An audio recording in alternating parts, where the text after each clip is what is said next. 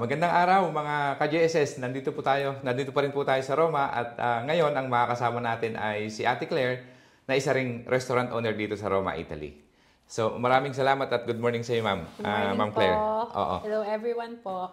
Okay, good. So balikan lang natin yung pagkabata mo. Gusto ko lang makwento mo paanong bata lumaki si Madam Claire. Sa Pilipinas ka ba pinanganak o Yes dito na? po, pinanganak po ako sa Pilipinas, Okay. sa Pampanga po. So, sa Guagua, Pampanga po kami, sa Betis. Okay. Doon po ako lumaki hanggang 12 anyos po. So, after that po, kinuha na po kami ng father ko as petition dito. Okay. So, 1998 po yun eh. So, dito na rin po ako nagdalaga, nag-aral, Okay. at nagtrabaho at nagkapamilya rin po. Galing. So At nagkanegosyo. Ang galing, oh. So yung nanay niyo po at both of your parents nandito sila. No, actually si tatay po ang nauna Okay. sa Italy. Okay. Then after that po, Sumunod mami mo? sumunod po kami dalawa ni nanay. Sabay kayo? Sabay po kami. Napakaswerte mo Yes. naman. Okay. So galing. So kung maaalala mo, siyempre doon 12 years old, parang naiwan ka ng ilang taon ng tatay mo. Kumaga OFW yung daddy Yes, mo, right? yung tatay ko po, actually, OFW po si tatay. So, 2 years old pa lang po ako. Naiwan ka na. Naiwan na po ako. So, medyo konti po yung memories ko sa tatay ko nung maliit ako. Okay, okay. So, pero nakaka-recover naman po kami agad. Ang galing. So, kumbaga para sa akin, nung bata ka pa, siyempre medyo nandun ka sa Pilipinas. Ano yung pakiramdam ng isang anak para lang makarelate din yung isang... Obviously, marami sa atin mga OFW, diba, na parang minsan talaga sakripisyo na iwanan yung mga anak nila para sa kapalit ng mas magandang kita. Bilang isang bata, nung sabi mo nga, obviously, nung 2 years old ka pa, hindi mo pa masyado maalala yon.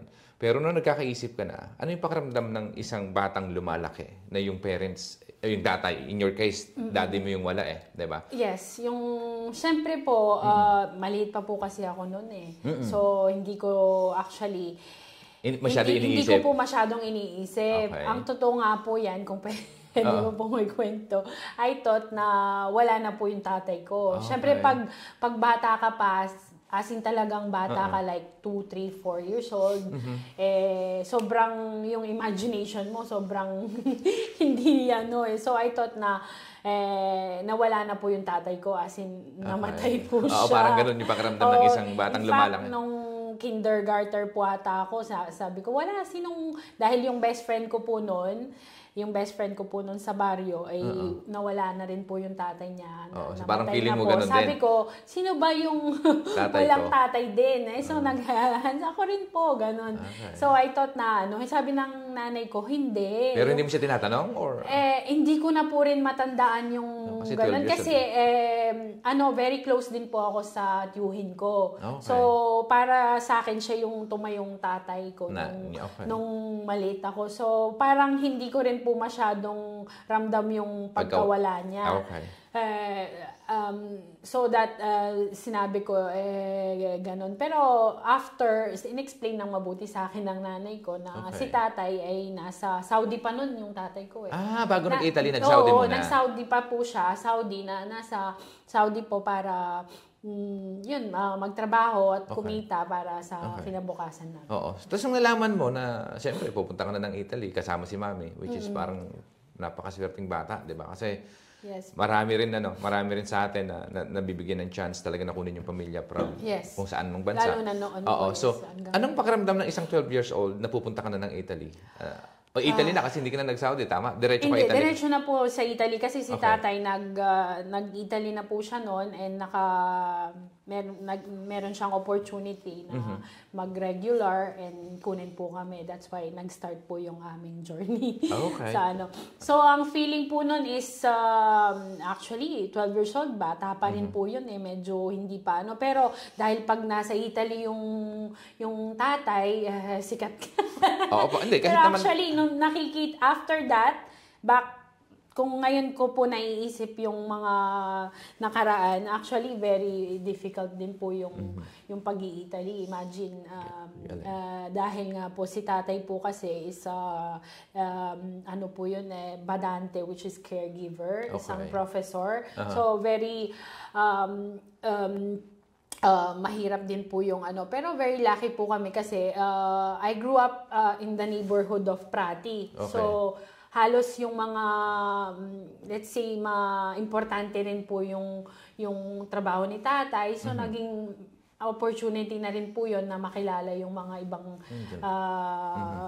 importanteng tao sa buhay namin. Galing. Na nakatulong po sa pag-success din po namin. Galing. So nung nandito ka na sa Italy, 12 years old ka, ano yung pakiramdam na mag-aaral ka siyempre? Diba? Ayun po. So nag-aaral ka muna. Oo. Kwento mo lang kung may naalala ka na memories bilang isang batang, obviously, ibang kultura. Oo, ibang kultura. Imagine po, yung language, Italian. So, nung dumating po kami dito, syempre wala akong alam sa Italian. Okay. So, and then, ibang kultura, iba lahat. Pero, ang tanda ko lang po kasi hanggang ngayon naman, very open po ako, hindi ako mahiyain. Yeah. I grew up po kasi sa isang pamilya na negosyante na po yung mga family ko, yung nagbebenta na po ng mga kasi furniture po kami sa Betis . Okay. So si tatay nung nag-abroad, nagpa-furniture din po siya. Okay. So sa sales, ganyan. So dito yun sa Italy o doon sa Pilipinas? Sa Pilipinas po yun. Okay. Nung bago po siya. So yun yung family business sa Pinas before? Let's say yung background namin po is mga negosyante po lahat. Okay. Lahat sila po sa magkakapatid. So, tanda ko nga po yun. Mahirap po talaga. Pero dahil nga po yung character ko po is very open, madaldal kahit hindi nag-English ako. Tapos nag-Italian din ako, which is tinatawanan ako kasi nakakatuwa daw yung Italian ko. And then, let's say, napamahalaga yung mga classmate ko noon . So, tinutulungan ako. And then, back nung 1998, very easy pa sa mga kamukha na bagong dating is Asian dahil wala pa po masyadong mga Pilipino, mga bata. So, nag-iisa po ako noon sa paaralan. And meron po talaga mga teacher na tinuturuan ako solo and talagang hands-on sila sa pagturo sa akin. So in the span of 2 years, nakapagsalita na po ako. Magaling. Kasi usually yung bata naman mabilis mag-adapt. Mabilis po. That's why mabilis po. So which is very fortunate kayo kasi at saka yung accent ng Italian, mabilis makopya pag bata pa. Yes po. Pero pagka medyo lumagpas ka na ng 18, flowing Tagalog, tapos ang kailangan talaga is sa isang lingwahe is wag natin kalimutan yung pagsasalita like kahit na Tagalog, Kapampangan kasi yun lang yung opportunity natin na ma-maintain yung language na Okay. So nung bata ka at nag-aaral ka na dito, pinangarap mo ba na magnegosyo balang araw? O ano yung nasa isip mo nung bata habang nag-aaral dito? Let's say, nung bata po ako, wala po ako masyadong naiisip kasi bata pa, so naglalaro pa, mga non-sense na po. Pero let's say, growing up, after nung nagtrabaho na po ako, nakita ko po yung trabaho na kamukha ng mga parents ko na mahirap. Yeah. So, nandun po yung, let's say, yung, na gusto ko talagang magnegosyo. Okay. Lagi ko sinasabi yun. Actually, hindi ko alam kung anong negosyo. Kasi I've been to, nagtrabaho po ako sa isang boutique na fashion, mga fashion designer po yung mga binebenta ko. So, parang gusto ko po dun sa ganong, let's say, sa sales or sa pero, and then, basta kahit sabi ko, gusto kong maging entrepreneur or So, negosyante. natapos mo yung pag-aaral mo dito ng diretso? Nag-uni ka rin? University? Hindi na po ako nag-uni kasi gawa po ng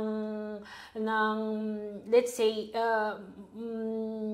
nagtrabaho na po ako agad kasi after ng high school, let's say, dito po kasi may chance na high school vocational, so tourism po yung natapos ko. So nag-vocational course? Nag-vocational. Though hindi po ganun yung naging trabaho ko, pero hindi na rin po ako nag-continue yung university kasi gawa rin po na meron yung permeso namin, permeso di soggiorno. Okay. So, kailangan kong i-renew. So, to renew that or magtatrabaho ako o mag-university. Pero in that period, yung university, medyo chaotic po dun sa pinasukan ko. So, parang kasi sa buhay, kailangan natin mentor. Let's say, yung gabay. Pero medyo naligaw po ako doon sa university campus. So, kumbaga para mas pinili mo magtrabaho. Humanap na lang po ako ng trabaho. Okay. So, anong unang trabaho mo dito sa Italy? Yun nga po. Actually, very consistent naman po ako sa lahat ng ginagawa ko eh.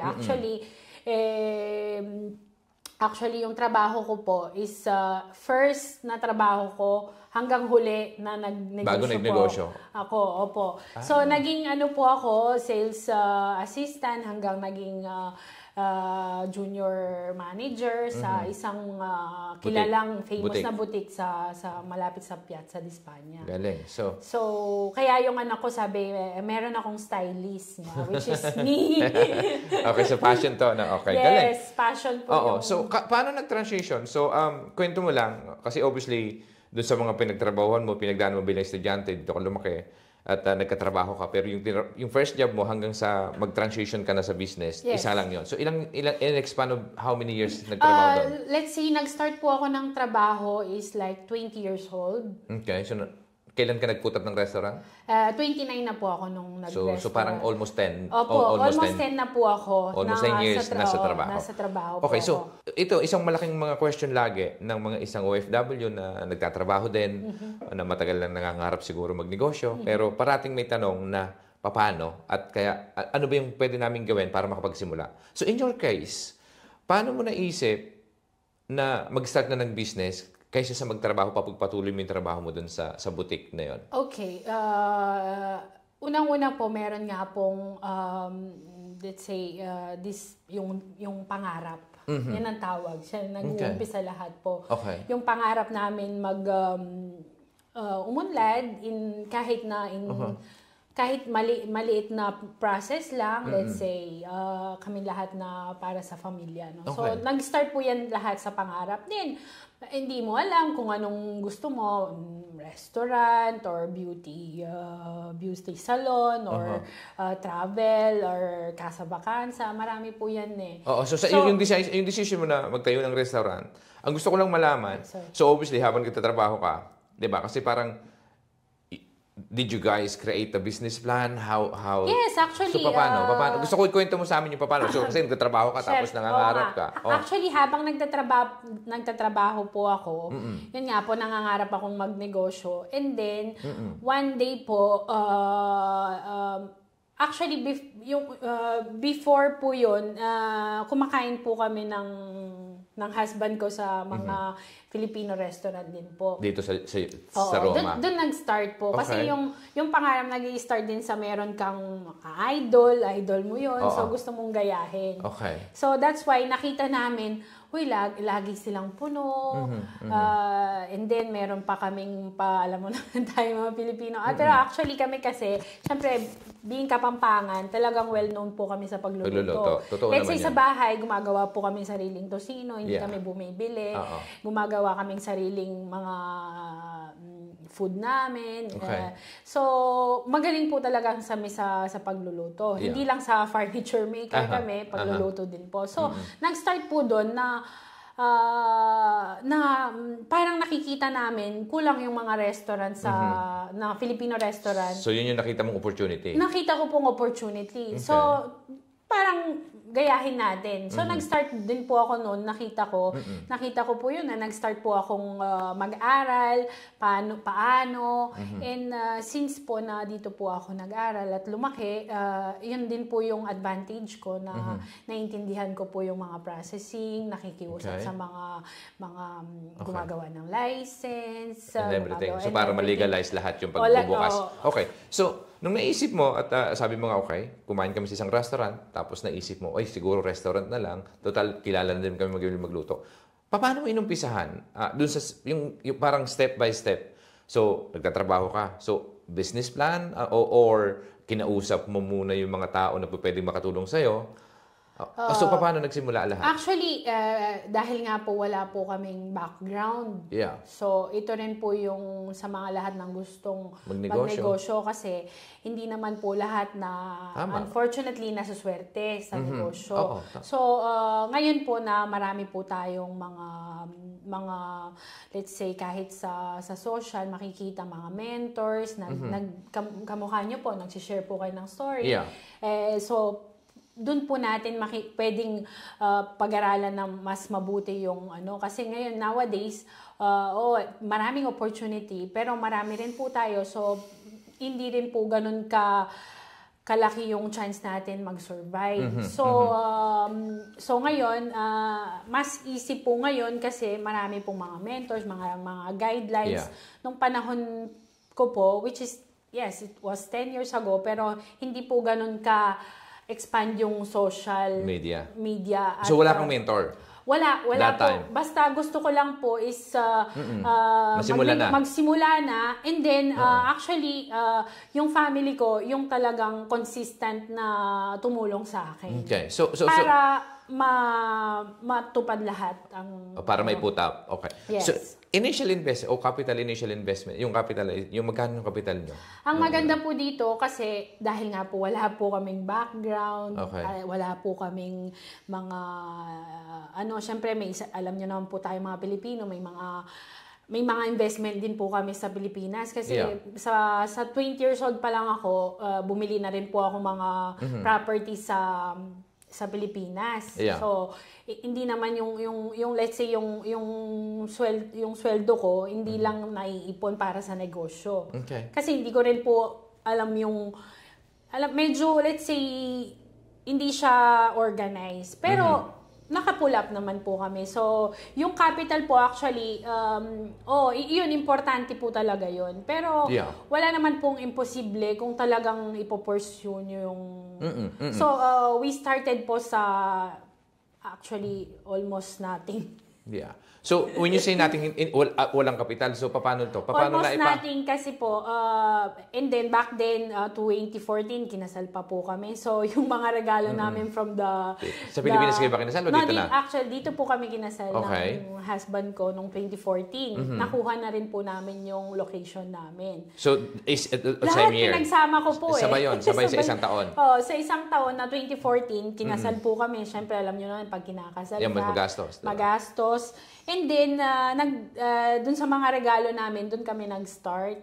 Kami, and then, marami pong tumulong sa amin actually. Nagpautang, pinagamit yung pangalan, utang tayo dito, utang tayo doon, hanggang nabuo namin. So, yung unang hinanap nyo ba, kasi yung pagtatayo ng restaurant, maraming pag-aaral na ikinukonsider dapat. Unang-una yung location. Opo. Sa inyo, in your case, pinag-aralan nyo ba o may feasibility studies na ginawa o wala? Okay.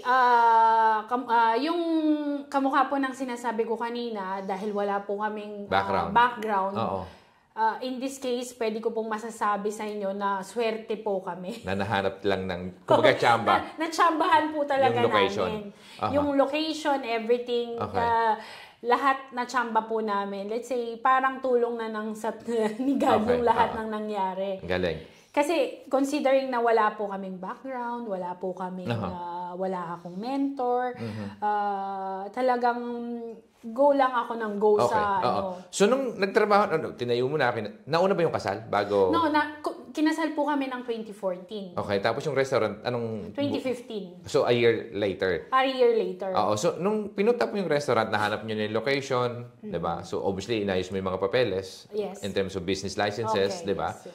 So, Pinagawa ko po lahat yun. Yung renovation. So Renovation. yun yung sinasabi mo nga kanina na nag-start kayo, yung pera na from wedding gift, yung iba pinautang kayo at very supportive lang. Tapos yung iba nagpagamit pa ng pangalan para yes. Totoo. suportahan yung business at vision nyo.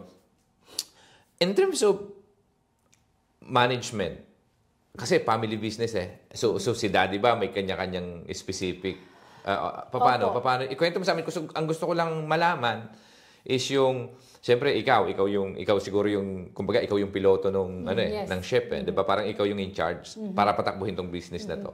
So I'd like to para lang malaman ng mga nanonood para malaman natin. So ikaw management, obviously sino yung chef, sino ba? Kasi dapat ganoon Kung may kanya-kanyang assignment, kahit miyembro ng pamilya, dapat sabi nga, 'di ba? Kung saan magaling at saan ka nag-excel, doon mo siya ilagay. Kasi kung mamaya, 'di ba, hindi pwedeng hindi ka marunong magpag-usap sa tao, tapos ilalagay mo sa dining, medyo mahirap, 'di ba? Kanya-kanya tayong talento. So sa inyo, paano ginawa? Paano nabuo yung plano na ikaw mami, ikaw magluluto, o ikaw mami, ikaw mag-dishwasher, o ikaw bahala dito sa ikaw, paano ginawa mo? Yung nagumpisa po nga kami na after that, na-open na namin ng restaurant. And then let's say actually kahit dito po very chaotic po siya. Kasi pag wala po talaga kayong background sa isang negosyo, mahirap po talagang i-organize yung mga bagay.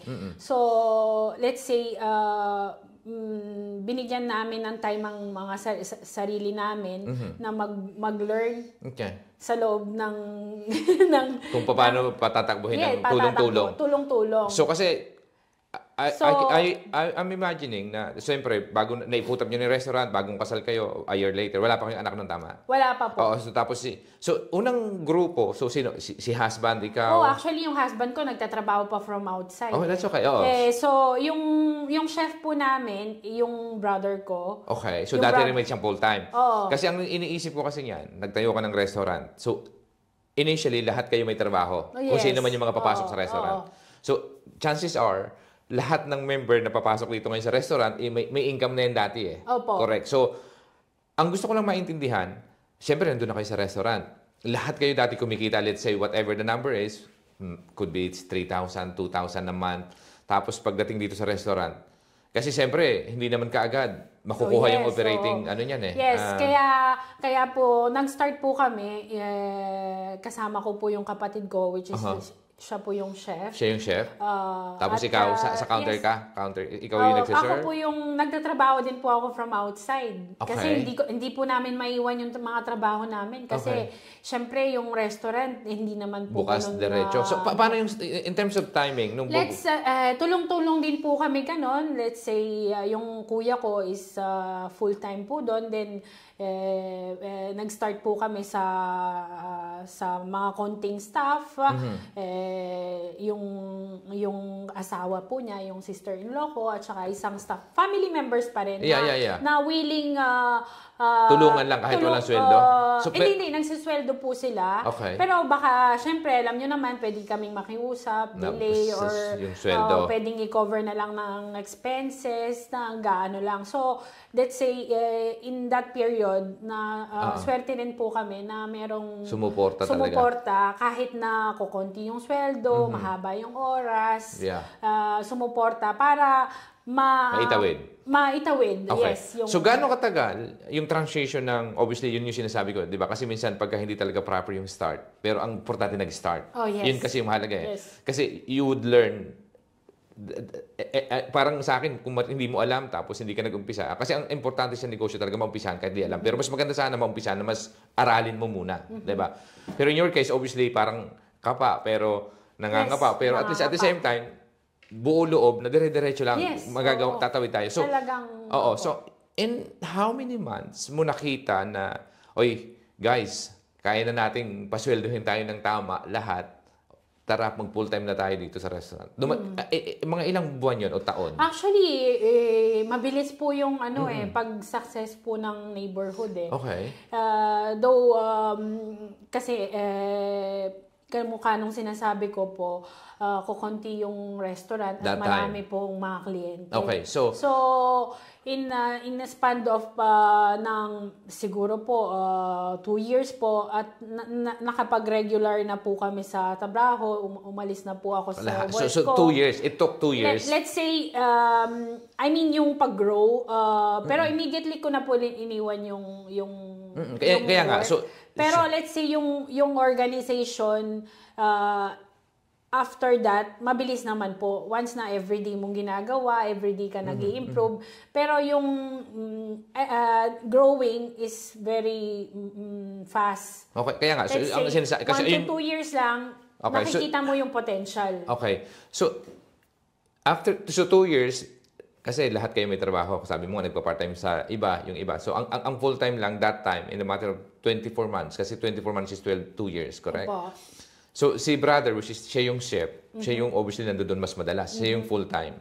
So, therefore, dapat si brother, kung magkano man yung income niya, kahit papano, mabigay yon or Opo. kung hindi man mabigay yung eksaktong kinikita na before. At least kasi, 2 years, may pamilya rin yung kapatid mo. Yes, Diba? so, Kung hindi niya kikitain at medyo below dun sa income niya before, pero isusugal niya yung 2 years niya, unless meron kayong emergency fund na pwede mong asahan. Pero Opo. gusto ko lang makita yung transition. So, kung gaano katagal. Sabi mo nga, nag-resign ka rin sa trabaho. So, 2 years after ba? Na Hindi, nag-resign naman ako right away po. Like, almost immediate. Kasi nakita na agad yung potential. Okay. So, marami talagang I mean, consider kumakain. nyo, wala pang masyadong, wala actually social media like vlog pa noon, 2015 kung hindi po ako. So, pero pinupuntahan na po kami, kahit imagine, ano lang po kami, the flyers. Okay. Yung marketing Yes, ng data, ganun pa. Opo. So, mabilis po yung pagkita namin sa potential. And so that, regular na rin po namin yung mga dapat irregular po namin. Yun yung gusto kong malaman. Kailan nangyari yun? 2 years o less than? No, less. Okay. Agad naman pong... Ilang buwan? Ang mga siguro, syempre, it was 10 years ago, pero right away naman po, sinettle po lahat. Kasi syempre, kamukha ng sinasabi nyo, yung brother ko, meron siyang kasi ang hirap niyan kasi parang feeling ko, sa isang restaurant, o sa isang negosyo, not necessarily restaurant, the only problem, sa restaurant kasi mas may costing eh. May renta, may overhead, yun kasi, yung operating expenses kasi, in my opinion, sa lahat ng restaurant na nagtatayo, dapat, okay, magkano yung renta, ilang tao hire natin, dapat at least may idea ka kung magkano yung magiging cost mo a month. Yes. So, kung alam mo yung operating cost nito, in other words, let's say, for the sake of argument, kailangan natin ng 10,000 para makapagrenta tayo, kuryente, tubig.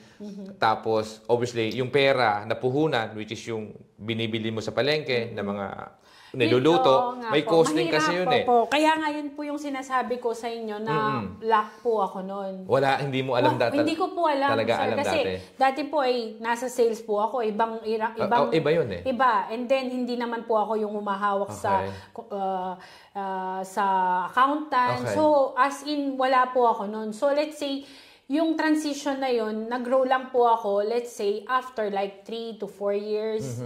And then, naging talagang, let's say, entrepreneur na po ako noon. Kasi iba po yung, nag-pull up ka ng negosyo at ginawa mo yan. Iba po yung, kasi to be successful, kailangan po talaga na maging, hindi lang kayo magtatrabaho. Kailangan mag-aral, tumingin ng mga mentors. At nagpa-mentor ka ba? Po. Nagpa-mentor kayo? Wala po. Hanggang ngayon, hindi kayo nag-mentors? No, ngayon meron kaming mga nakikita nag-aano sa mga content creator na mga mentor. So hindi kayo, pero wala talaga as in hanggang ngayon sa business guide. Pero in terms of kasi yung sinasabi nila sa business, pag na-survive mo yung 5 years, in other words, sa business, stable na yung business. It's a question of where you gonna get or where do you want to go from 5 years. Kasi pag natawid mo na yung 5 years, survive na yun eh. Yun yung sinasabi nila. So sa year 6, year 7, ang iniisip dapat, expansion. Kasi ngayon, dalawa na yung branch nyo, tama ba? Po. So, kailan nagsimula yung pangalawang branch? Yung Actually, late po kaming nag-expand. Okay. Kasi 2015 kami nagtayo Oo. and nag-expand po kami ng Pangalawang branch. Nagtayo ka ng pangalawang branch. 2022. So, parang, ilan yun? Ilan taon na yun? So, 7 years later. Opo. Which is fine. Oh, Opo. yun tama yun. Kasi Tama feeling po. ko, kasi sa tingin ko nga, yung 5 years hanggang 7 years, dapat doon, kung mag-i-expand ka, doon yun sa Opo. period ng between, after 5 years to year 7 o 6, yun yung expansion na sinasabi. So, doon, sa pangalawang branch nyo, obviously, pag-aaralan ulit yung pangalawang location. Tapos, siguro, alam mo na din yung pagko-costing nung pagkano ba natin bibenta yung first set. Kasi, ideally, sa isang negosyo, dapat, alam mo kung magkano kailangan mo sa isang buwan. Opo. Target mo sa isang buwan. At the same time, pag alam mo yung target mo sa isang buwan, roughly, alam mo yung profit doon sa target sales mo. Kasi, kunyari, for the sake of argument, is that ang target mo ay 10,000. So, ang operating expenses mo eh 8,000. Eh, alam mo na profit 2,000 pag na-hit yung target na 10,000. Yes, Diba? of So, course, sure. obviously, kailangan mauna lagi ang sinasabi nila pag negosyante ka. Nauunang susweldo yung mga tao, nauuna yung renta, nauna kuryente, nauna tubig. So, lahat ng expenses sa operational, dapat yun yung mauna bago pa kayo. Diba? Sure. So, Yes, totoo yun yung po. totoo eh. Totoo. So, sa case nyo ba, yung target nyo on a monthly basis, nahihit ba? O, sa ngayon ba, naglalagay kayo ng target sales nyo? Hindi. Nag-aano po kami, of course. Kailangan po talaga yun sa Okay. isang ano. Yeah. Kung gusto mong maging successful, kailangan consistent po yung mga Planning. Para sa akin, importante po yun. And fortunately po, lagi po namin nahihit at galing. ano po, Okay. thankful din po kami sa mga lahat ng mga kliyente namin na tumatangkilik. Pero talagang inaayos po namin talagang mabuti yung aming trabaho. Galing. So, We cook freshly. We try to change the interior sometimes. And then, kamukha po na sinasabi ko kami taga Betis po. So, furniture maker, interior designer. So, kailangan din po kasi maayos yung restaurant. Ngayon, nagka-chance na po kami dahil nag-grow na po kami. We started din po sa wala. Galing. Imagine nung nag-start po kami in 2015, tumitingin lang po ako yung mga tinatapon ng mga lamesa. Talaga, yung kapatid ko kasi maraming contact. Kasi siya nagtrabaho sa restaurant before. Okay. So, tinawagan yung dating mga amo. May tinatapon ba kayong mga lamesa or para salvage, para mas magamit pa. Kasi after po ng making of the restaurant, kasi consider nyo po yung aming restaurant is around 130 square meter, which is malaki na po dito sa Rome. Malaki investment kasi tingin ko para i-renovate yung dun sa area po kasi dun, almost basement po yung mga So yun yung mga between 60,000 to 100,000 renovation cost, more or less, kasama yung kitchen equipment. Yes. Ganyan kalaki yung investment. Doon po ako tumingin ng mga and then nag-survive po sa tulong ng mga pamilya, ng pahiram. So, in terms of pinaka-challenging point na obviously tinamaan din ng pandemic, di ba? Yes. So, aside from pandemic, ano yung isang pinaka-challenging na hinarap mo na para bang minsan parang naisip mo, ay, bakit ko pa restaurant yung may dumating bang big challenge sa'yo? Actually, big challenge, yung big challenge po na talagang parang inisip mo, ayoko na magnegosyo. Actually, to be honest po, wala po talagang, hindi po ako talaga nakaranas kasi masyadong malakas po yung fighting spirit ko na maging successful at matulungan rin po lahat ng family ko and my family as well na tinatayo ko para sa mga anak ko. So, never, kahit na minsan, syempre, paano ko kaya mababayaran si may times na talagang tinataguan ko pa yung mga supplier ko po. Diba? Kasi yun. Yes, yun po. Pero, tumago lang, pero and then, ano na. It was on the beginning, di ba? It was in the beginning. Kasi yung supplier mo ngayon, 10 years ago, supplier nyo pa rin hanggang ngayon? Meron po akong mga supplier na noon pa, pero consistent po ako sa pag-research, paano makamura, kasi doon po talaga makikita yung kita sa expenses, di ba po? Kung kayang ibaba yung produkto, di ba? So, I mean, definitely. So, okay. In terms of managing a restaurant, ngayon 2 branch na, ano yung isang bagay na natutunan mo na pwede mong masabi na, oy, dapat pala alam ko na to dati pa. Kung mayroon mang ganun, ano yung bagay na masasabi mo sa sarili mo, dapat pala bago ko, In terms of experience, kasi minsan tayo, sabi ko nga, yung nagsimula ng hindi masyado perpekto, mas okay yun. Kaysa matagal ka nagpaplano, puro ka lang plano, pero wala kang ginagawa. At the end of the day, kung nangangarap ka magnegosyo, kahit hindi masyado perpekto pa sa umpisa, pero ang importante may impusan, which is ginawa nyo yun. Diba? So, kasi matututunan mo na yun yung mga bagay-bagay in the process. In your case, ano ba yung bagay na isang masasabi mo na experience mo, na sinabi mo sa sarili mo, dapat pala alam ko na ito noon pa? Gusto ko lang i-share mo sa amin. Oh yes, yung nga pong knowledge na sa lahat, which is very accessible na ngayon sa lahat ng mga katulad ko na nag-share ng experience. So panunood ng mga YouTube experiences ng YouTube. So actually, marami po tayong opportunity ngayon Kung mas madali. Mas madaling maghanap ng sagot sa isang tanong. So para sa akin, kahit po yung let's say na ngayon po yung imposible, talagang sabihin mong imposible dati na ngayon talagang marami po tayong chance na umangat. Okay. Actually, yung mga Pilipino, very masisipag. Kailangan lang po talaga na yung knowledge po talaga sa lahat ng bagay. Okay. At lalo na sa negosyong gustong pasukin po. So ngayon, na nagbukas na yung isang branch nyo, 2 na yung branch nyo, which is kailan 2017? 2022. 3 years na rin, diba? So malapit na rin dun sa period ng sinasabi ko nga, pag nag 5 years ulit yun, another survival. So ano ba ulit yung plano? So ano yung plano mo in the next 5 years, 5 years time? Plano in terms of expansion? So sa restaurant po, we are fine na po sa 2. Okay. Kasi po, para sa akin, yung restaurant business is tinututukan po talaga yan. Okay. So, sino yung nagmamanage ng isa? Yung kapatid ko po. Okay. Partners po kami ng kapatid ko doon. Okay. So, nagka-chance na rin po yung mga kapatid ko na umangat din po. So, ilan kayo magkakapatid? We are actually 4. Okay. 4 po kaming magkakapatid. 3 Panganay ka ba? Hindi, bunso po ako dati. Okay. Tapos yung kapatid ko dito po pinanganak. Okay. Yes. Okay. Unika iha ng babae. Okay. Okay. So, ang galing. So, partner mo siya ngayon, yung sister mo. Yes, tapos yung brother and sister. So, ibang grupo rin yon. Hindi ka na ibig sabihin, sino yung in charge in terms of decision making doon?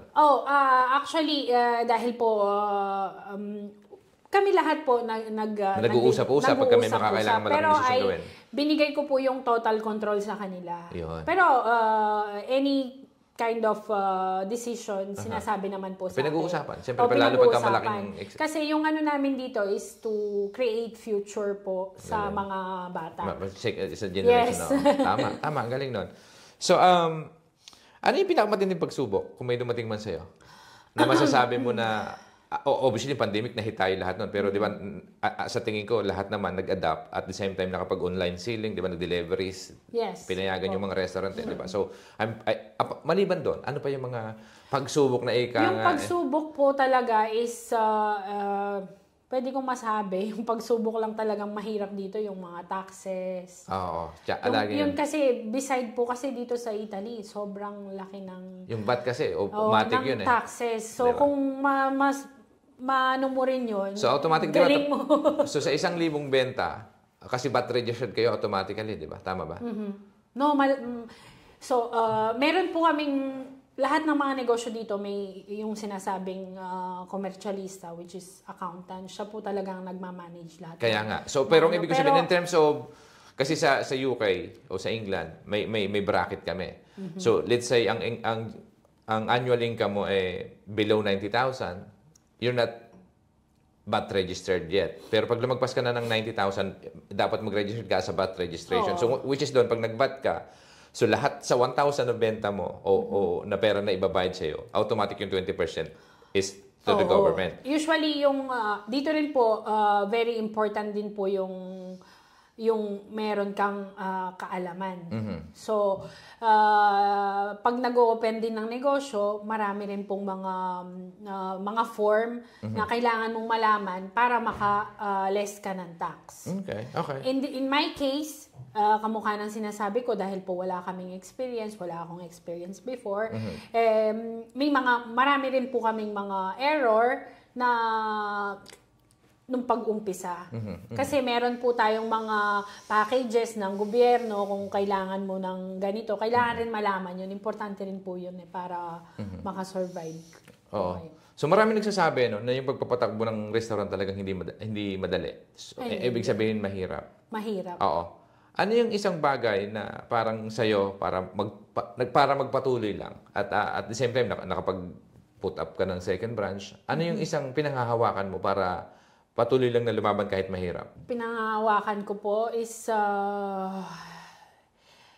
yun nga po yung gagawin mo lahat para sa pamilya, parang pwedeng ganon, diba? Yes. Actually, para sa kinabukasan, sa magandang buhay, na which is pwedeng maging simple lang. Example, yung imagine, sir, nung wala po kaming negosyo, bihira po talaga kaming umuwi sa Pilipinas. Nung last time kong umuwi, nung first time, it was like 10 years. Ngayon, nakaka-uwi kami ng every 2 years, so in a year. Okay. Pwede po kaming magbakasyon. Dati wala. Yung vacation sa amin, hindi po yan, hindi yan... Mahirap di ba? Magastos kasi. Magastos. So, yung mga anak po namin, nag-aano po sila, meron po silang activity, outside activity. Yeah. Kaya yun yung talagang hinahawakan ko is to have yung buhay na hindi naman dun po sa komportable kasi ayoko po yung komportable. Kahit na yung ma-experience namin, yung mga bagay na hindi namin ma-experience without a business. So sa ngayon, masasabi mo ba in terms of yung kinikita mo nung nagtatrabaho ka at sabi mo nga pwede ka na magbakasyon nga nang hindi ka na mag-aalala, pwede ka na umuwi ng Pilipinas, tatakbo yung negosyo kahit wala kayo. Pwede bang, kunyari, kayong buong pamilya, umalis kayo, obviously nandun si brother as a chef, so pwedeng tumakbo yung negosyo. Kunyari, pupunta ka ng magiging 2 weeks holiday sa'yo. Kaya na ba tumakbo ng negosyo? Hindi pa? Nang wala ka sa act? Pwede naman po. Basta mag-organize lang po ng mabuti. Okay. So, ano na yung mga nagagawa mo? Maliban doon. Tama mo nga. May nagagawa ka na ngayon na hindi mo dati nagagawa. Hindi. So, isang masasabi ko yun, success na sa'yo yun. Pwedeng i-consider as a success, di ba? Pero, ano ba sa'yo yung success? Maliban doon sa nagagawa mo na yung gusto nyo gawin? Actually, yung success po is kahit na maliit na bagay, pwede tayong maging successful sa pagiging magulang, pagiging waitress or dishwasher, anything actually. Basta ayusin lang po natin yung ating trabaho, mahalin natin ng trabaho natin. Okay. So, yun lang po. Yeah. In many terms. Hindi lang po sa negosyo, sa lahat. Dapat kompleto. Okay. So, sa lahat ng pinagdaanan mo, ano yung pinakamalaking natutunan mo bilang isang Pilipinong entrepreneur dito sa Italia? Yung natutunan ko po is kahit na let's say, negosyante, pwede rin po tayong makatulong, ma-inspire yung iba. Okay. So, yun po yung gusto ko rin pong ma-share sa lahat. So, gusto mo, ang ibig mo sabihin sa pagiging entrepreneur mo ngayon, mas gusto mong matulungan pa yung mga kapwa nating lalo na yung mga Pilipino. Kabataan, second, third generation. Ilan taon yung pangalan nyo? 9 years old. Okay. So, ikaw ba, pag lumaki yung bata, gusto mong maging involved sila sa restaurant and business para successor o ano yung plano nyo? Let's say, kung magugustuhin po nila, pero modern na, na po kasi kami, modern parents na po kami. So, if ever explain ko po yung trabaho namin, which is... Hindi madali, di ba? Hindi Para sa madali. kanila, nakikita nila Kasi yan. naranasan namin nung hindi kami present sa mga bata. Yeah. Pasko, imagine Pasko. Duty, Walang kasi marami duty. polybook eh, di ba? Yes. Oo. So, sila po yung magdidesisyon sa kanilang ano. Pero, ang masasabi ko po, kasi ako nag-start po ako 29, di ba?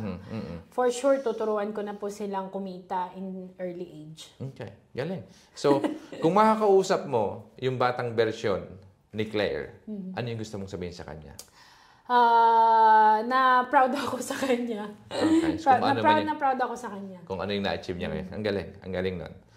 So, sa lahat ng kababayan natin na hanggang ngayon patuloy lumalaban at nahihirapan din. Oo.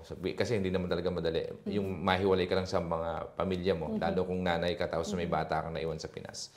Ano yung bagay na word of wisdom, ika nga advice na pwede mo ibigay sa kanila? Yung mga bata na ayun, isa kapwa natin OFW. Sa OFW, ano yung bagay, yung pagod na OFW, anong gusto mong sabihin sa kanila? Mensahe mo sa kababayan nating mga talaga namang patuloy na nagsasakripisyo. Diba? Pero parang ikaw, kasi nung isang OFW yung parents mo, tapos ngayon nakapagputag pa ng restaurant, pero hindi madali yung pinagdaanan mo, sabi mo nga, ngayon may mga kamukha din natin na talaga namang hirap na, pero minsan, dahil na-uplift ng isang mensahe na isang katulad mo, yung sa'yo success stories, diba? So, baka lang pwede kang magbigay ng mensahe sa ating mga kababayan na para naman kahit papano ay maibsan. Oo. Yung message ko po is basta patuloy lang po silang patuloy po lang sila sa mga pangarap nila kahit na mahirap. Kasi ang iniisip natin, tingnan nyo, example kami, no? Imagine kung sumuko po kami. Hindi namin nakita yung future na sobrang ganda. Sobrang ganda po ng future na nabigay po sa amin at opportunity nabigay po sa amin. Oo, hindi mahirap pero laban lang. Oo, kasi talagang... hindi madali. Hindi madali, pero tuloy lang laban. Tuloy lang ang laban. Tuloy lang ang laban. Kung pagod na, magpahinga, and then keep going lang. Kasi maganda po yung future na binibuild natin eh. Hindi man sa pagnenegosyo, pagiging madre di pamilya, padre di pamilya, sa lahat. Kailangan po balanse lahat. Kaya kailangan din po meron din po tayong spiritual na guidance. Kung you feel so tired and dasal or hopeless, kailangan lang pong mag-meditate at magbasa o kung saan man ako nagkakamali. It's fine na magkamali kasi doon tayo nagle-learn eh. Kung ako nga po, ang dami kong mali. As in, ang dami kong talagang dahil nga wala po kaming proper na knowledge and background. Ngayon, marami na kahit yung mga mentors na sinishare. So, parang para sa akin po, excuses na lang po yung mga bagay na hindi maging successful. Okay, galing. So kung may tatlong advice na pinakamahalagang advice na base sa experience mo na natutunan mo na lang dito sa 10 years na pagpapatakbo ng restaurant, tatlong advice dun sa mga taong potentially gusto rin magputap ng restaurant. Ano yung pwede mong advice na mahalaga na dapat matutunan nila based doon sa experience mo ng pagpapatakbo ng restaurant? Okay. So, first na advice ko is magsulat sa lahat. Kasi marami akong, dahil nga, I'm a mother, I'm a, syempre, householder, yung magsulat. Nung records? Nung benta? Hindi. Yung mga ginagawa. Kasi doon mo na gagawa lahat ng gusto mo eh. Okay. So, even before, ang dami ko pong minsan meron pang mga memories ko eh. Okay. Yung back then, titingin ako ng saan ako pwedeng tumingin ng mga pwesto, ng ganyan. So yung using writing of kahit goals. sa goals, kahit sa iPhone, sa cellphone natin, yung to-do list. Yun yung pinaka-importante. Kasi doon nag-i-start yung ating pagiging successful eh. Sa mga maliit na bagay. Kahit sa bahay lang, magwawalis ako. Susulat mo lahat para alam yung gagawin mo. So, you're saying na kailangan isulat nila yung to-do list at the same time isulat din nila yung kung anong gusto nila gawin.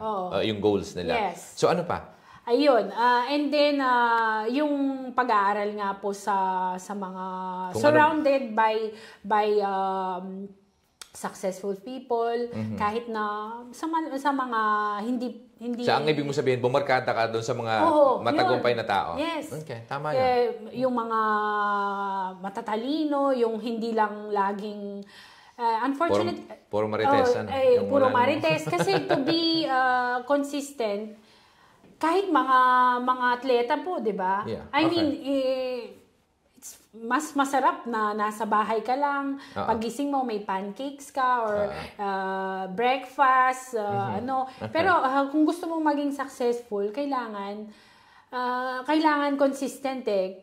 Kung yung ano mo, yung parang kung iyong iba gumigising ng 6, dapat ikaw 5. Okay. So pagising mo. Yung Disiplina ganun. siguro Disiplina, yun. Okay. Yung disiplina, yung to-do list, lagi disiplina surrounded by Galing. yun lang. Ang Yun galing. lang po. Oo, tama. So ako naniniwala ako doon na surround yourself with successful people. At the same time, kasi parang sa akin, pag bumarkada ka doon sa magagaling na negosyante, mahawa ka at matututunan mong magnegosyo. So kung gusto mong maging atleta, edi tingnan mo yung mga kung wala ka mang kakilala, pwede kang manood ng mga pumunta sa gym or pumunta sa isang court. Marami. We don't have excuse talaga para maging normal. So, ngayon, ito opportunity. Tapos na tayo dun sa questionnaire natin. So, I'll give you a chance. Ito yung camera mo. Yes. So, para dun sa, may mga potential na makapanood ng video, maaring galing ng US, na mga kababayan nating Pilipino, o kung saan man galing sa ibang bahagi ng mundo na pupunta sa Roma, imbitahan mo sila. Kung saan nila kayo mahahanap at paano makakakain sa masarap na pagkain ng restaurant nyo. Okay, yes, salamat po sa pagtangkilik sa aming interview. And invite ko po lahat kayo na kumain po sa aming restaurant na nasa Via Germanico 170A. Malapit po tayo sa Ottaviano Metro Station and malapit din po kami sa St. Peter Basilica. We offer Kapampangan specialties. So I hope to see you sa restaurant namin. Okay, so yun. So mga kababayan, ito na naman po isang success stories at nakaka-proud na isang kababayan nating Pilipino at nakapag-put up ng 2 restaurant na ngayon, Yes. 2 branches na. So kung kayo po ay pupunta dito sa Roma, tikman niyo at suportahan natin ang ating kababayan. At maraming salamat po sa panunood at sa oras na ipinagkaloob niyo sa amin. At kung kayo po ay may napulot na aral at na-inspire sa aming ginagawa, please subscribe and share this channel. At para makagawa po kami ng mas marami pang video. Maraming salamat po at hanggang sa muli.